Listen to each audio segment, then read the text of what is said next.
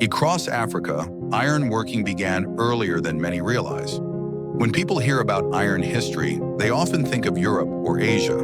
Africa is rarely mentioned. And when it is, the story is usually told as if iron knowledge arrived from somewhere else. But archaeology tells a different story. In several parts of Africa, communities were already making iron on their own, long before outside contact. This was not imitation. It was knowledge developed, tested, and refined locally. This history is rarely explained in full.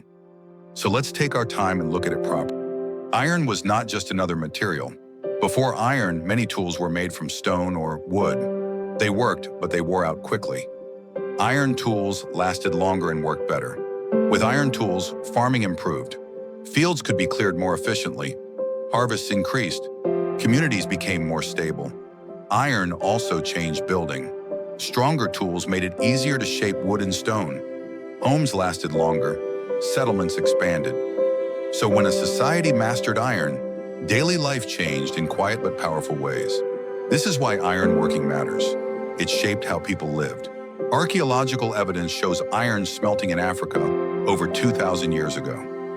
In West Africa, sites linked to the knot culture in present-day Nigeria show early iron use.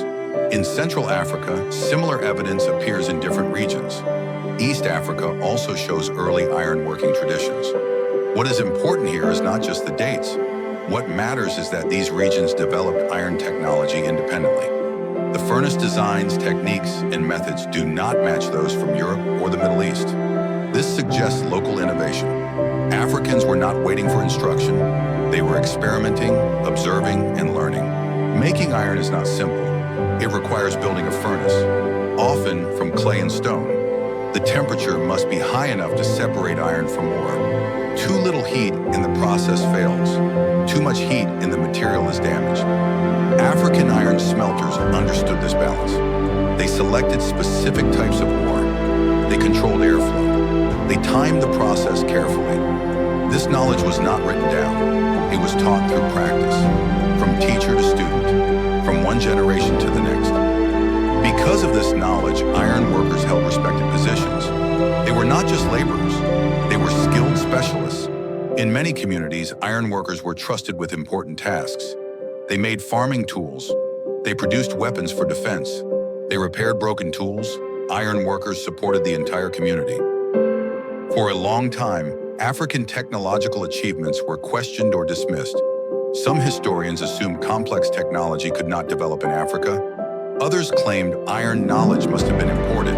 But as more sites were studied, those claims weakened. The evidence shows African innovation, local development, independent knowledge. Ignoring this history does not make it disappear.